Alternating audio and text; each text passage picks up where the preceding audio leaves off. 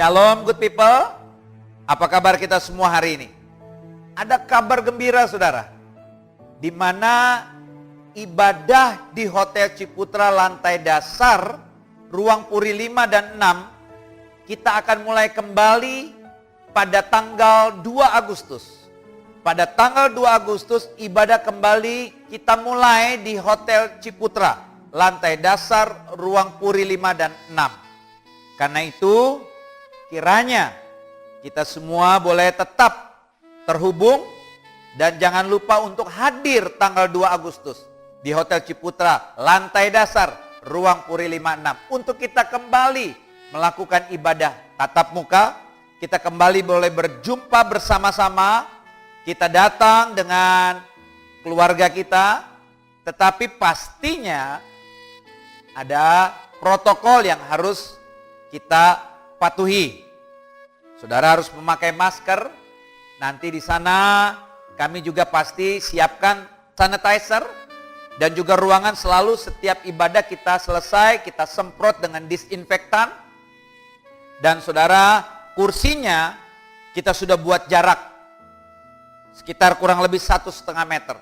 Jadi saudara tidak perlu takut, aman. Kita akan cek suhu. Bila mana ada yang 37,3, di atas 37,3, maaf, kami tidak izinkan saudara untuk masuk ke dalam ruangan. Tapi kami pastikan ruangan akan selalu disemprot dengan disinfektan. Dan jemaat tidak perlu khawatir.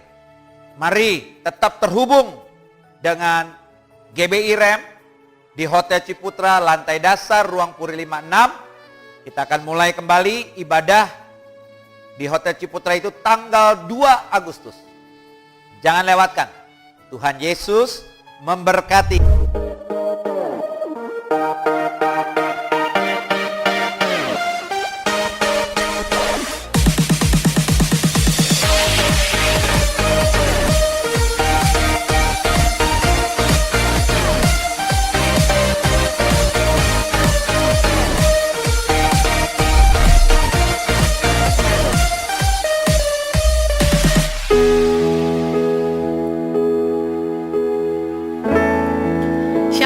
Selamat hari Minggu, jemaat Tuhan. Saudara yang diberkati Tuhan, tetap semangat sampai hari ini karena Tuhan yang pelihara hidup kita, amin. Apapun yang saudara hadapi, percayalah Dia Tuhan tidak pernah tinggalkan kita. Dia Tuhan yang selalu ada bersama-sama dengan kita. Bahkan saat ini, Tuhan ingin lebih lagi memberkati saudara dan saya. Percaya, katakan amin. Haleluya. Mari kita sama-sama arahkan hati kita, kita mau sembah Tuhan. Ya Tuhanku, aku hendak bernyanyi bagimu selama aku hidup. Ya Allahku,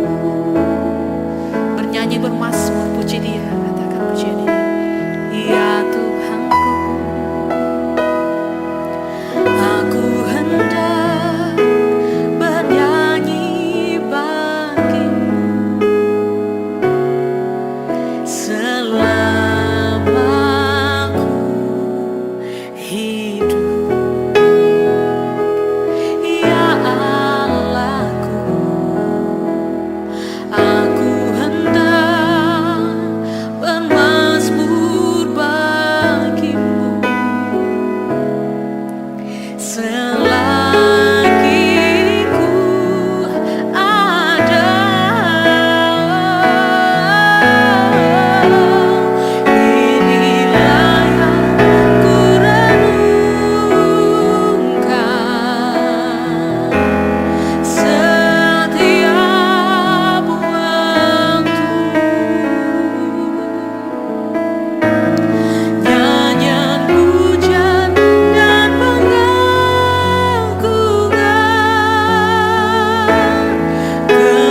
kepadamu.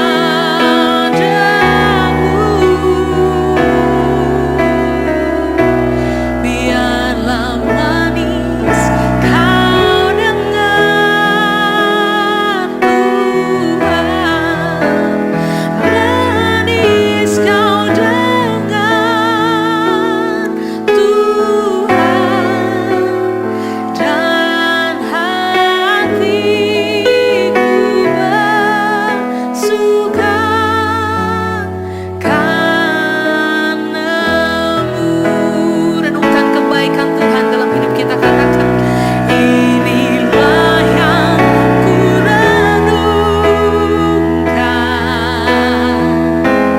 setiap waktu. Nyanyian pujian dan pengagungan kepadamu.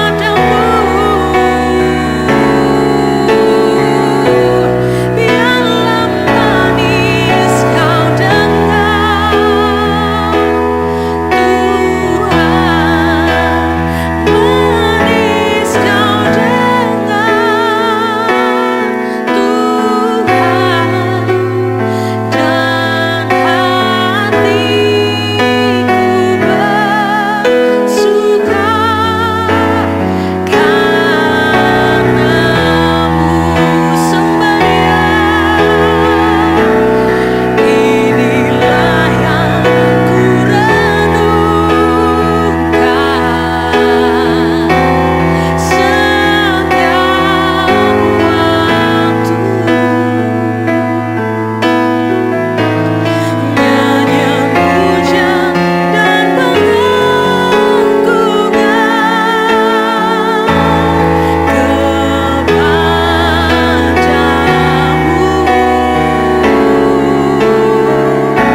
Biarlah manis kau dengar Tuhan, manis kau dengar Tuhan, dan hatiku bersuka karena-Mu, dan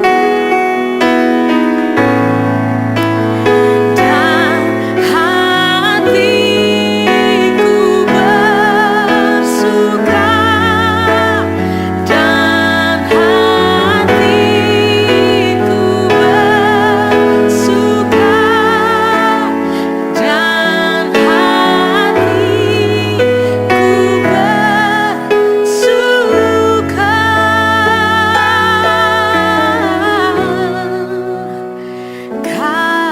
karena-Mu.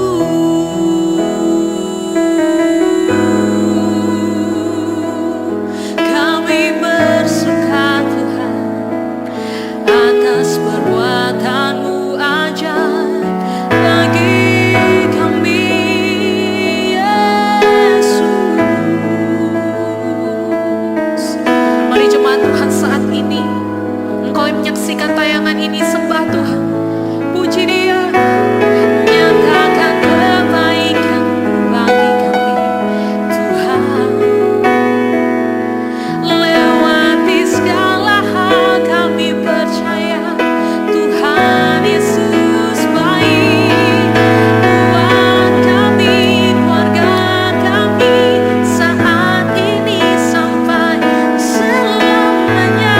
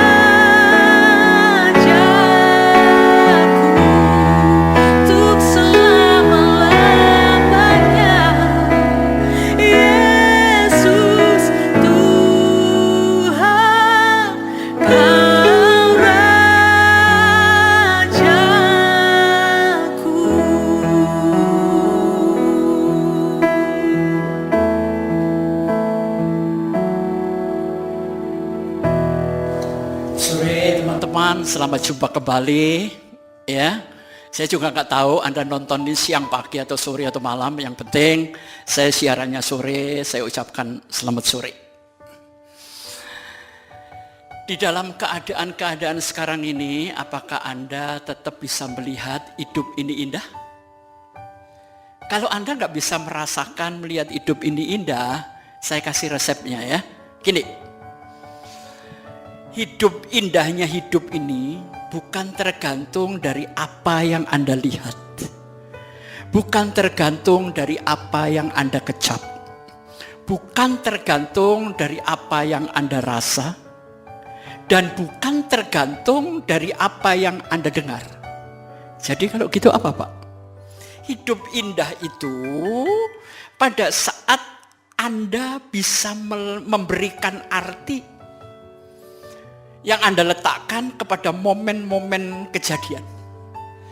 Jadi kalau Anda bisa memberikan arti makna di dalam setiap momen atau kejadian, maka hidup Anda akan mengalami sesuatu yang indah.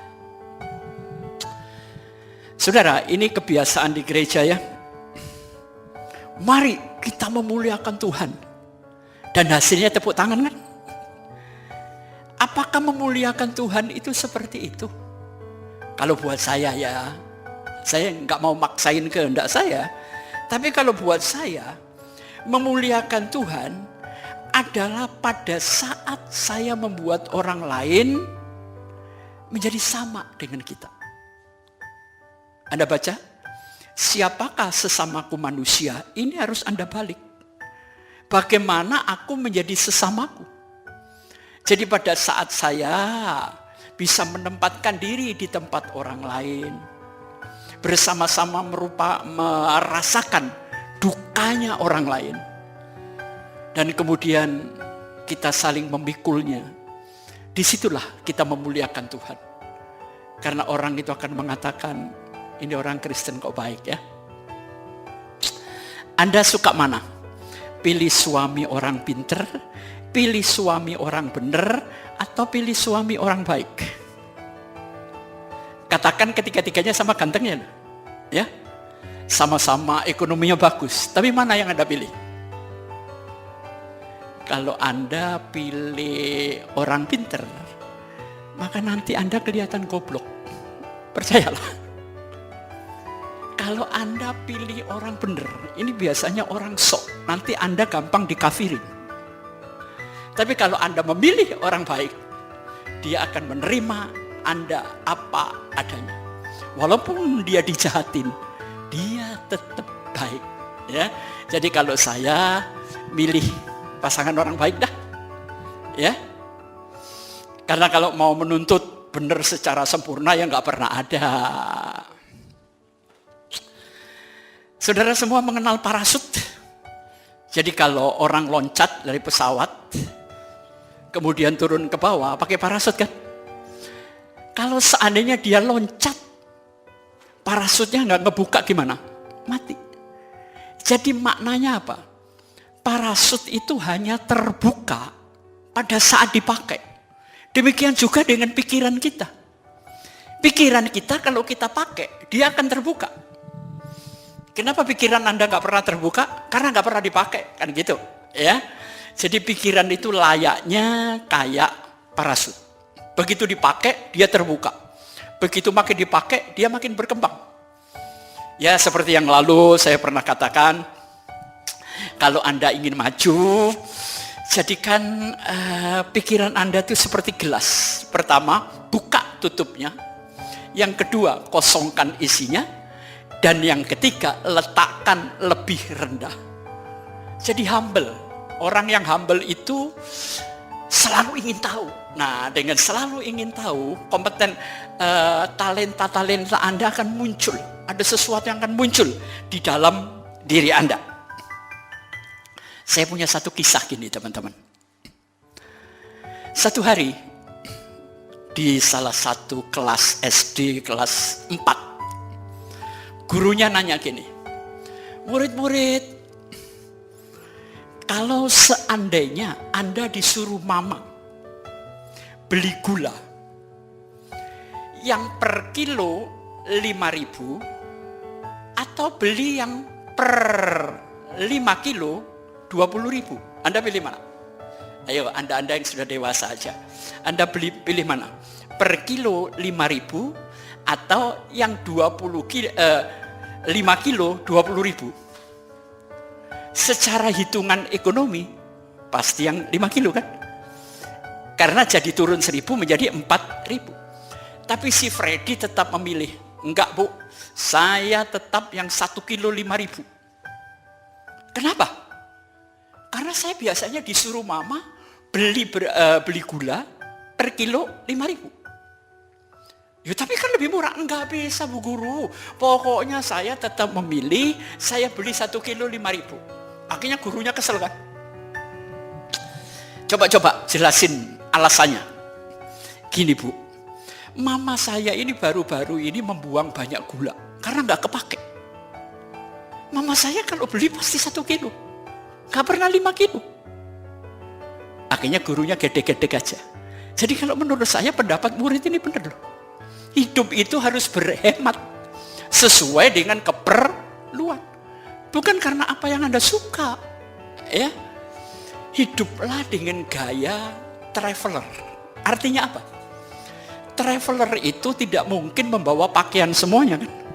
Anda pergi kemana, cukup 1 koper sesuai dengan keperluan Anda. Hidup zaman sekarang harus seperti itu. Belilah sesuai dengan keperluan Anda. Karena zaman-zaman sekarang ini juga zaman sulit keuangan. Ya, hiduplah sebagai traveler. Belilah apa yang Anda perlukan. Itu sikap hidup. Sekarang saya kasih contoh lagi. Mungkin pernah saya bawakan beberapa bulan yang lalu. Di satu restoran. Restoran yang cukup mahal lah. Karena pengunjungnya cukup berkelas. Mendadak ada seorang ibu loncat sambil berteriak-teriak. Tentunya mengacaukan semua meja, bukan? Ternyata gara-garanya hanya seekor kecoa hinggap di baju sang ibu. Dan kemudian kecoa ini terbang ke meja lain. Dan kebetulan perempuan yang dihinggapi kecoa ini lebih histeris lagi. Jadi akhirnya restoran itu kacau. Tapi orang banyak melihat kecoa ini terbang dan hinggap di baju pelayannya. Pelayannya mah tenang aja. Diambil, dipegang dengan tisu, keluar pintu dibuang. Perhatikan cerita ini. Di dalam kekacauan itu tadi, yang bertanggung jawab siapa?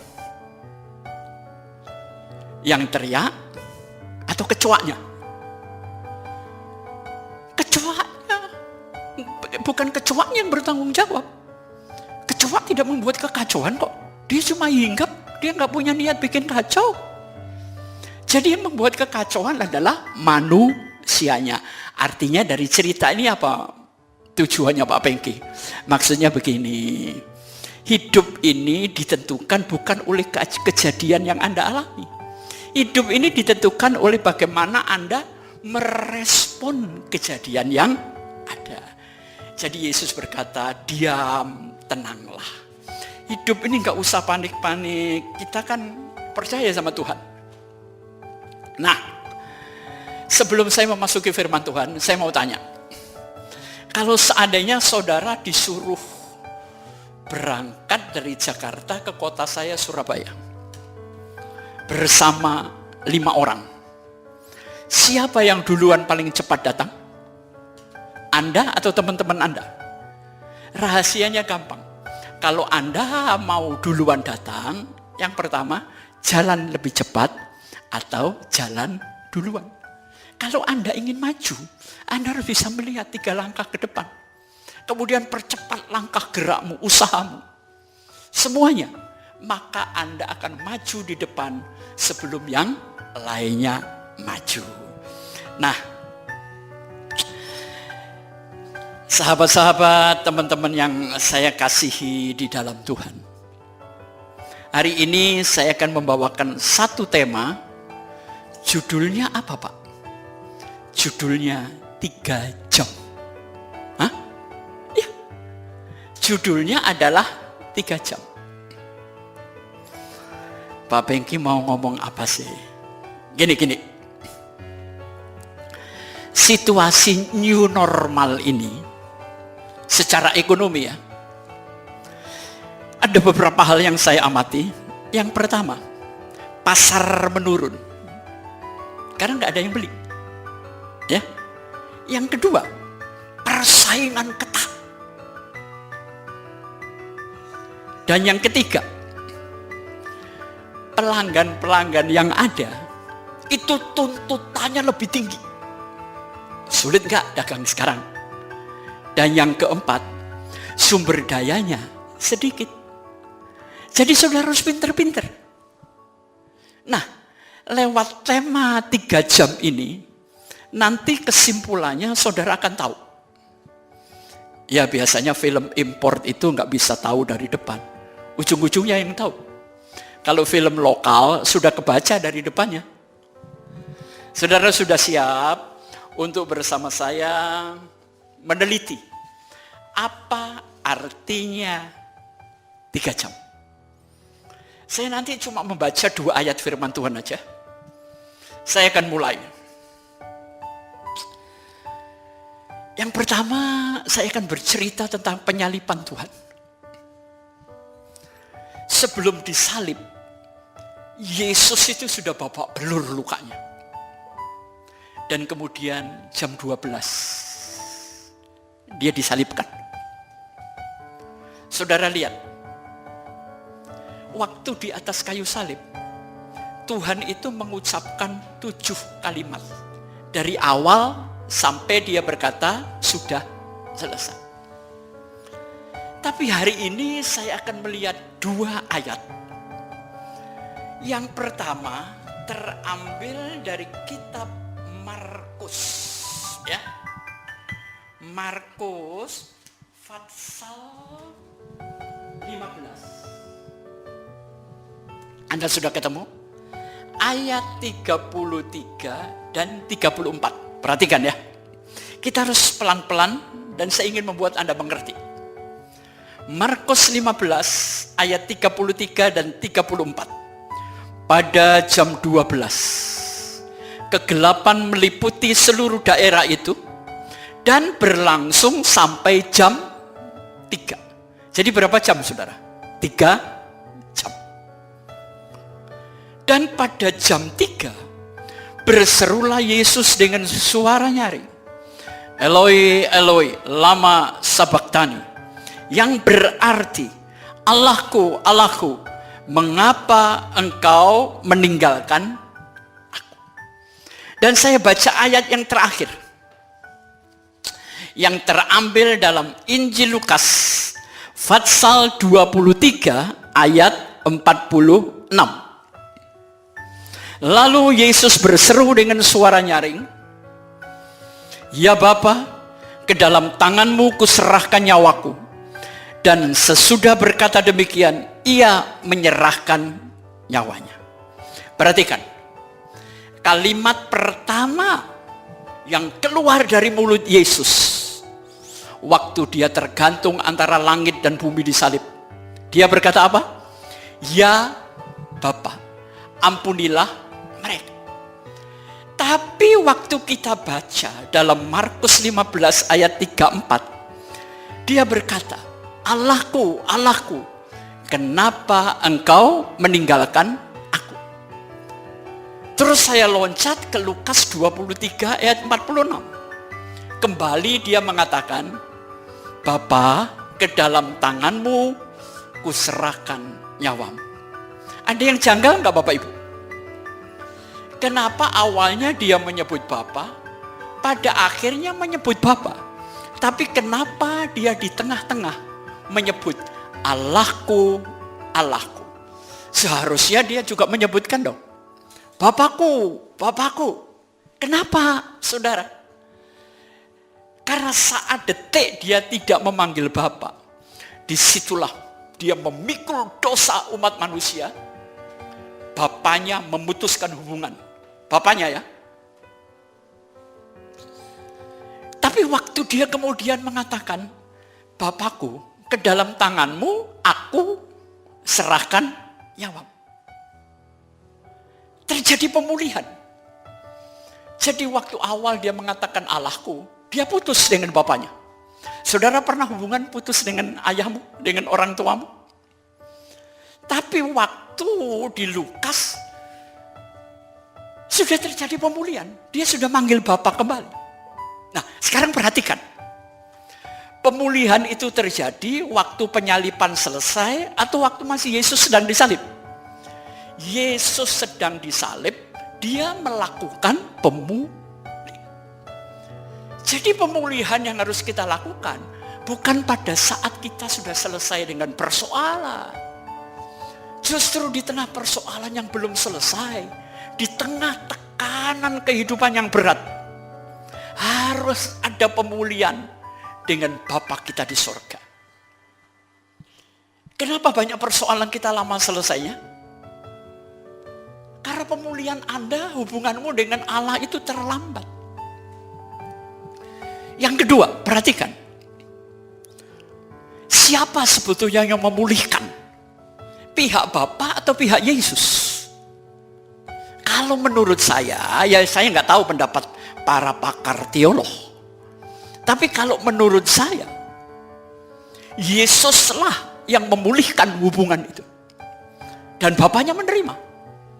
Jadi waktu terjadi Anda ingin pulih hubungan dengan orang lain, jangan menuntut orang lain datang kepada Anda dong. Tapi Andalah yang ambil inisiatif. Enggak usah nunggu orang lain minta maaf. Tapi datanglah untuk minta maaf terlebih dahulu. Maka hidupmu akan mengalami kemerdekaan. Jadi dalam 3 jam, ini waktu yang amat singkat. Kalau saudara sebagai seorang jurnalis atau kerja di multimedia, tentunya ada deadline, bukan? Nah, kalau sudah di deadline, itu kita mulai kalang kabut. Nggak tidur, nyelesain ini, nyelesain itu. Yesus dalam 3 jam dia luar biasa. Di tengah sakitnya fisik, di tengah lelahnya emosi, di tengahnya hancurnya hubungan dia dengan Bapa. Karena memikul dosa-dosa kita, dia masih bisa memulihkan hubungan. Mentalnya mental yang jernih dan bening. Luar biasa. Ya, jadi ini inti daripada 3 jam. Yang kedua, waktu dia di atas salib, dia melihat ibunya, bukan? Dan dia berkata kepada ibunya, "Ibu," dia menunjuk kepada Yohanes, "Inilah anakmu." Dan kepada Yohanes dia menunjuk, "Yohanes, inilah ibu." Bayangkan, mau mati aja masih begitu hormat mikir orang tua. Sedangkan zaman sekarang, banyak orang tua mati karena mikirin anaknya. Bener gak? Yesus mau mati masih ingat, mamaku ini nanti kalau tak tinggal ikut siapa? Jadi orang yang sudah pulih hubungannya dengan Allah, pasti hubungannya dengan keluarga akan luar biasa. Amin. Ya. Jadi kalau mau Anda hubungan anak, keluarga, suami, istri hebat, pulihkan hubunganmu dengan bapamu dulu. Saya melihat di tengah sakitnya dipaku, dia masih siap memikul tanggung jawab keluarga. Makanya suami jangan cengeng, sakit sedikit gak mau kerja, sakit sedikit, alah, kalau laki-laki bener kayak Tuhan Yesus, gak cengeng, dipaku, ditombak, masih punya tanggung jawab. Sekarang kita menelantarkan keluarga karena Anda gak pernah bertanggung jawab. Dalam waktu 3 jam deadline, mentalnya luar biasa enggak? Saudara bisa punya mental kayak Tuhan Yesus? Luar biasa, bro. Ya. Oke, itu bicara tentang keluarga. Saudara lihat waktu Yesus disalib, ada 2 penjahat kan? Jadi penjahat yang satu ngomong begini, padahal dia nggak pernah kenal Tuhan Yesus loh. Dia bertemu di tengah penderitaan. Seringkali kita senang ketemu orang di tengah kelimpahan, di tengah kesenangan. Tapi gimana kalau kita ketemu dengan orang di tengah penderitaan, kita menghindar bukan? Dia nggak kenal Tuhan. Tapi kenapa saat itu kok rohnya? Ya saya mungkin berpikir dia dijamah Tuhan atau apa, itu urusan dia sama Tuhan lah. Tapi kenapa dia bisa menyebut gini? Tuhan, ingatlah akan aku. Enggak pernah ada yang menceritakan Tuhan Yesus, tapi kenapa dia bisa mengatakan dia Tuhan? Karena selama 1-2 jam di dalam penderitaan itu, dia melihat perilaku Yesus. Gila ya. Dia nggak salah, tapi dia mau menerima kesalahan. Ini namanya memuliakan Tuhan. Dia masih mikirin tanggung jawab keluarga. Ini si penjahat ini memperhatikan. Orang kalau terlalu sakit, itu pikirannya kunang-kunang. Nggak bisa mikir. Bahkan ngelihat orang aja nggak tahu kok. Tapi perhatikan, Tuhan itu punya fisik yang luar biasa. Khususnya para pria, jangan cengeng. Amin. Hebat, Yesus ini luar biasa. Terus jawabnya Tuhan apa? Sekarang juga engkau di Taman Firdaus. Waktu saya membaca ayat ini saya bingung.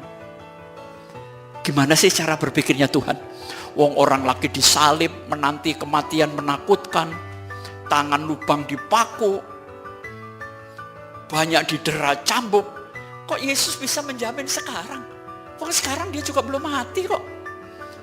Apa yang dimaksud sorga sekarang? Ya, bayangannya orang kan sorga itu setelah kematian. Tapi Yesus mengatakan sorga di dalam kehidupan. Sorga di tengah penderitaan. Ya kesimpulan saya orang awam begini. Orang ini jaraknya dari Yesus paling 3 meter lah. Paling jauh 5 meter salibnya. Berarti dia dekat kan? Tapi sebentar, saya mau tanya. Orang yang pernah melihat wajah Yesus dalam jarak 5 cm siapa? Simon Kirene. Dia diperintahkan mengambil salib Yesus. Bayangin kalau ngover salib itu ke pundak Simon, pasti Yesus senggolan sama Simon dong. Mukanya benar-benar dekat. Tidak ada orang pernah melihat Yesus menderita sedekat Simon Kirene. Saudara mau mendekati orang menderita? Pret. Deketin orang kaya, deketin orang hebat. Mau deket, nempel, nyatu. Tapi mendekati orang menderita, Anda mau? Jangan cepet-cepet amin. Jangan cepet amin. Ya, jujur. Saya lebih suka dengan orang yang hebat, yang senang, kelimpahan daripada orang menderita. Tapi kedekatan kita salah itu. Boleh, artinya ya gereja itu akan berjalan kalau punya 3 jemaat. Rohaniawan, cendekiawan, dan hartawan. Ketiga-tiganya harus kita selamatkan, kita tolong untuk ketemu Yesus. Jadi maksudnya sorga di dunia itu gimana sih? Sekarang juga engkau ada di sorga. Lu kan belum mati. Jadi gini, pada saat Anda mengalami tekanan hidup dan engkau bergaul dengan akrab dengan Allah, dekat dengan Yesus, dan kemudian bicara dengan Yesus, penderitaannya boleh jalan, tapi suasana sorga men. Setuju bro? Ya. Jadi kalau suasana hatimu sudah sorga, penderitaan itu kagak terasa. Ya. Jadi dalam 3 jam, perhatikan. Ada kebesaran-kebesaran yang Tuhan tunjukkan kepada kita. Tapi kuncinya kenapa? Jadi sebenarnya saya ingin mengatakan, mampukah kita berpikir jernih di tengah tekanan hidup? Tuhan Yesus saat itu, waduh pikirannya jernih banget loh. Enggak ngomong gini, ntar gua turun dari salib, gua injak gitu tentara Roma. Padahal dia bisa loh. Dia enggak. Bahkan dia tidak minta ampun terhadap dirinya sendiri, dia minta ampun untuk orang lain. Nah sekarang saya tanya, Kenapa Yesus tidak minta ampun untuk dirinya sendiri? Sok bener ya Tuhan Yesus dia.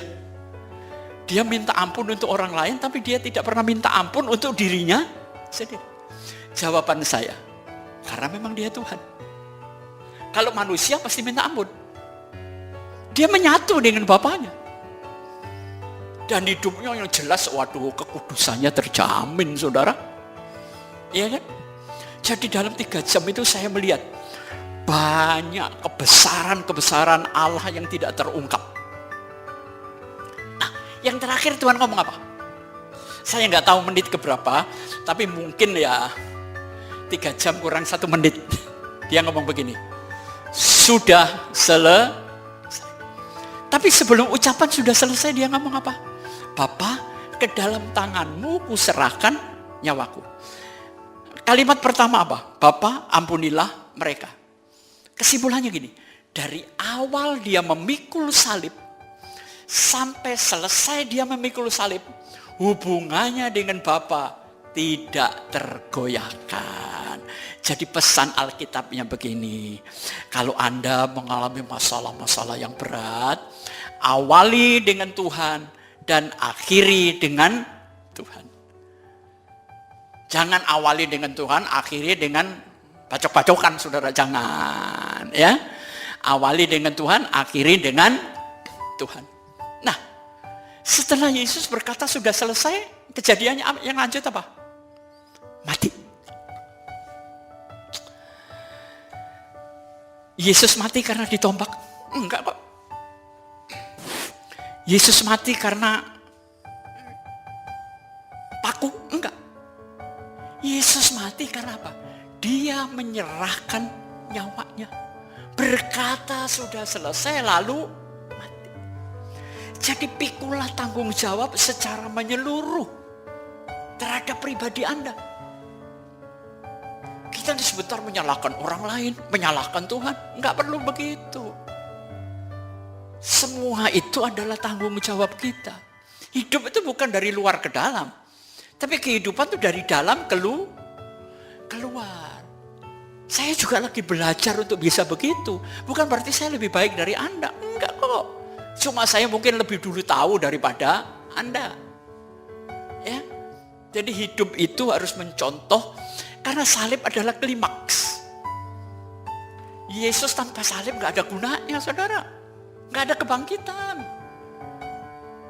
Jadi pesan saya, di tengah penderitaan, lakukan pemulihan, buang egomu. Berpikirlah jernih. Bersahabat dengan orang lain, menolong orang lain. Setelah Yesus berkata sudah selesai apa? Mati kan? Nah, maknanya apa Pak Pengki? Kenapa salib Anda kok dipikul terus? Salib itu dipikul dari istana Pontius Pilatus sampai Golgota. Enggak diputer-puter ke Yerusalem, Yudea, Samaria, enggak. Salib itu ada jarak salib yang namanya jalan salib. Dari istana Pontius Pilatus sampai Golgota. Setelah itu selesai. Tapi kenapa orang kok mikul salib dari lahir sampai mati nggak kelar-kelar? Golgotanya di mana? Di Rusia apa atau di Italia kali? Berangkatnya dari Indonesia gitu. Perhatikan. Pikul salib itu ada jaraknya. Istana Pontius Pilatus sampai Golgota. Selesai, ditaruh dan Anda bangkit. Yesus nggak mikul, waduh gua pikul sampai ke Korintus dulu dah. Gua pamerin. Ini orang-orang yang suka mengeluh. Ada seorang ibu nanya saya begini, Pak Pengki, salib saya ini gede, berat Pak Pengki. Lu kenapa Bu? Bayangin, suami cerai, anak saya 8 Pak. Loh, jadi menurut ibu anak 8 itu salib? Enggak, ini gatel Bu. Jangan samain dong anak dengan salib. Hati-hati Bu kalau ngomong. Anak itu anugerah Tuhan, bukan salib. Diam aja dia manggut-manggut. Yang sudah bikin anak 8 siapa? Enggak kan? Ya sudah tahu kalau gaji enggak cukup, anak 1-2 dong. Kendalikan nafsu. Ini zaman corona ini, waduh, ibu-ibu hamil banyak sekali ini. Karena nggak ada kerjaan. Setuju nggak? Loh, corona ini ibu melakukan penghematan loh. Ke gereja sekarang nggak usah pakai lipstik, Bu, ditutup masker, nggak usah beli lipstik, ya kan? Mau cantik apa, mau ketutupan masker, dikasih face shield, ya. Jadi corona ini adalah saat-saat berhemat, oke? Ya, jadi enak kok, segala sesuatu mengucap syukur aja.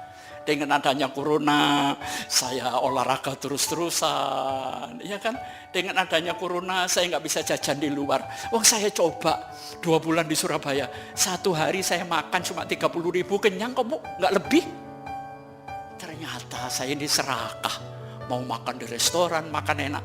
Padahal kebutuhanku sudah dicukupkan oleh Bapa di surga, ya. Jangan sebentar-sebentar salib. Jadi salib itu adalah beban yang ditaruh di pundak ibu oleh kesalahan orang lain. Dan salib itu ada jaraknya, Bu. Jangan dipikul ke pasar Klewer, ke pasar Kopro, jangan. Pontius Pilatus, Golgota, taruh, bangkit, Bu. Nah, banyak orang disalib tapi nggak mati-mati. Makanya ibu nggak pernah mengalami kebangkitan karena disalib nggak bisa mati. Ibu ngeyel, bapak-bapak ngeyel. Disalib itu harus sampai mati. Makin cepat mati, makin cepat bangkit. Matikan kebencianmu, matikan iri hatimu, matikan egomu. Sebentar bangkit, Bu, percayalah, ya. Jadi tujuan saya menyampaikan firman ini 3 jam artinya. Lewat waktu yang singkat, ambil keputusan, jernihkan pikiran. Kemampuan berpikir jernih. Nah, tipsnya apa Pak Pengki? Baik. Berpikir jernih. Itu Anda harus bebas dari kepentingan. Setuju? Kalau Anda nggak punya kepentingan, Anda bisa jernih. Coba kalau Anda lagi berkelahi suami istri, bisa jernih? Nggak bisa. Konselornya yang berpikir jernih, itu pun kadang-kadang memihak. Jadi bebaskan diri Anda dari kepentingan. Yang kedua, kenapa Anda nggak bisa berpikir jernih? Karena Anda merasa paling benar sih. Pokoknya, ya, nggak bisa. Yang paling benar cuma Tuhan. Kita ini mengandung banyak kepentingan. Anda merasa benar, tapi belum tentu benar. Yang ketiga, kenapa Anda nggak bisa berpikir jernih? Karena pengetahuan Anda terbatas. Makanya banyak belajar. Pengetahuan terbatas menyebabkan kita nggak bisa berpikir jernih. Yang keempat, kita nggak pernah open, mindset kita nggak pernah open. Anda memberikan keputusan karena ada nilai-nilai yang sudah saudara kandung dulu. Jadi keputusan itu dipengaruhi oleh nilai yang sudah Anda anut. Anda harus netral, terbuka, ya. Jadi ayo, lewat salib ini selama 3 jam, Yesus ingin menunjukkan kepada kita, kalau Anda ingin bangkit, berpikirlah jernih. Jangan sampai di atas salib Anda nggak mati-mati, ya. Yesus pernah di atas salib maki-maki orang? Nggak pernah, Bu. Kita jatuh aja yang disalahkan aspalnya. Kayak cucu saya aja kesandung pintu, pintunya dimarahin. Kan lucu kan? Ya, siap Bapak Ibu? Kita harus berpikir jernih. Sebetulnya saya cuma ngobrol ini aja, tapi semoga ini menjadi sesuatu yang luar biasa. Tapi sebelum kita berdoa, minggu ini tanggal 21 kebaktian kita kan di Dan Mokot jam 9 sama jam 11. Jam 9 dilayani Pak Paulus Supir, ada perjamuan kudus. Jam 11 juga ada perjamuan kudus. Tapi karena tempatnya terbatas, ya, saudara boleh mendaftar terlebih dahulu. Saudara boleh mendaftar, ya. Saudara nggak perlu takut, karena apa? Jarak bangkunya 1,20 meter. muka belakang, kiri, kanan. Harus pakai masker ya, cuci tangan dulu. Gereja menyediakan kok, tenang aja bro. Ya, berpikir jernih lah. Sekarang sebelum saya akhiri, siapa di sini mau masuk surga? Ayo, angkat tangan. Mau kan? Sekarang pertanyaan saya yang kedua, siapa di sini yang mau mati? Gak ada kan? Mau wong yang mati aja belum tentu sampai surga. Lah kok surga? Mau saudara capek tanpa kematian, itu ngelendur bro, ngelendur mas, kebanyakan ngopi. Ya, jadi saya ingin katakan, ada prosedur. Penting mana? Firman Tuhan atau ketakutan?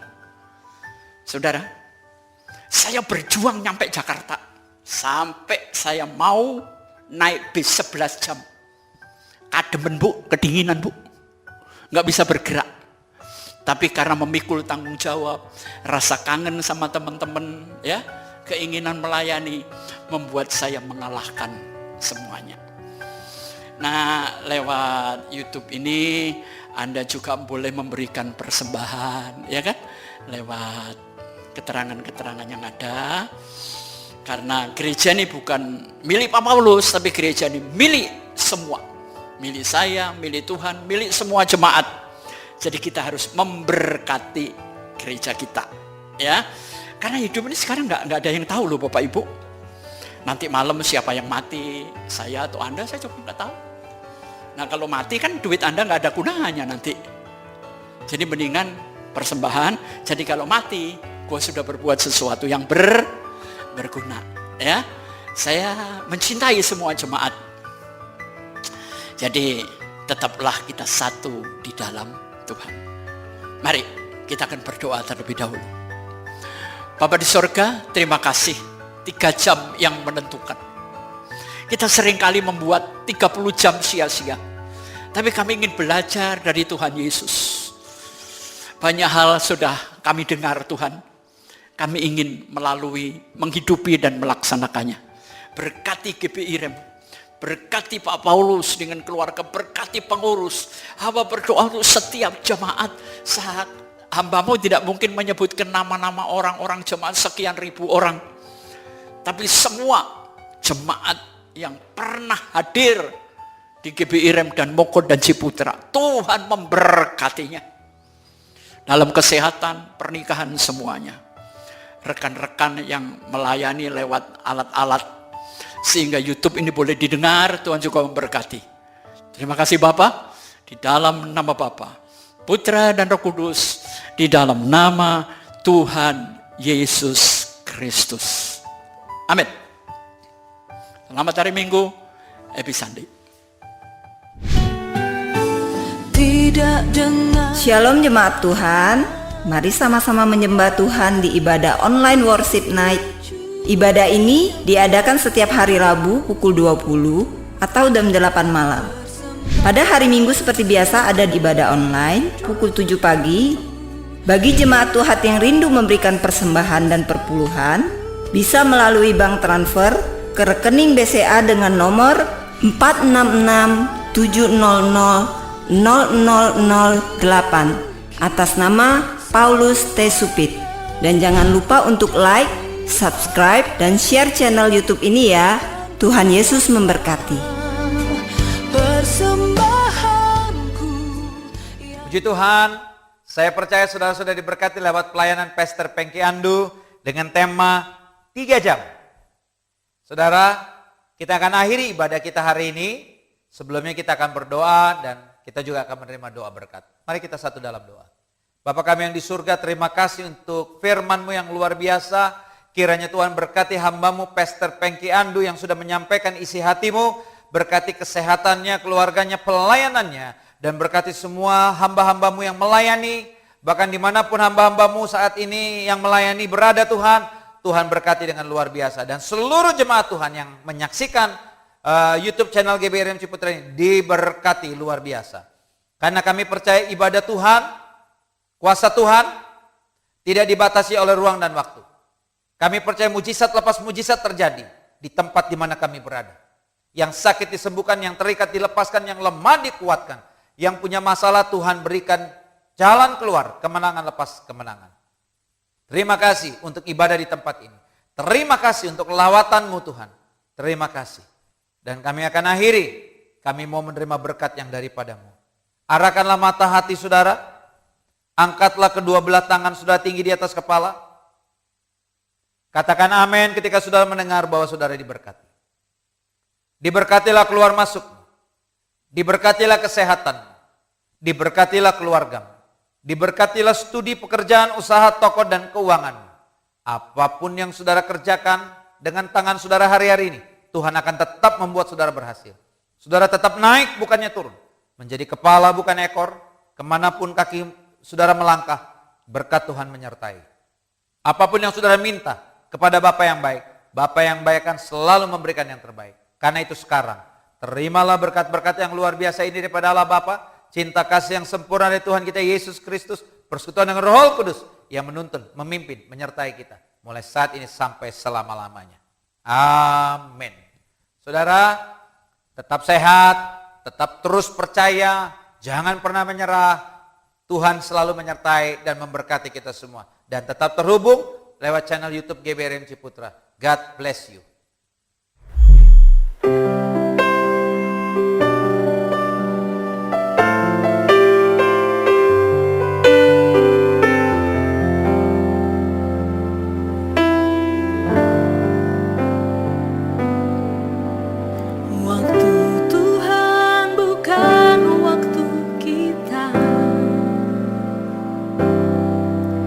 Jangan sesali keadaan.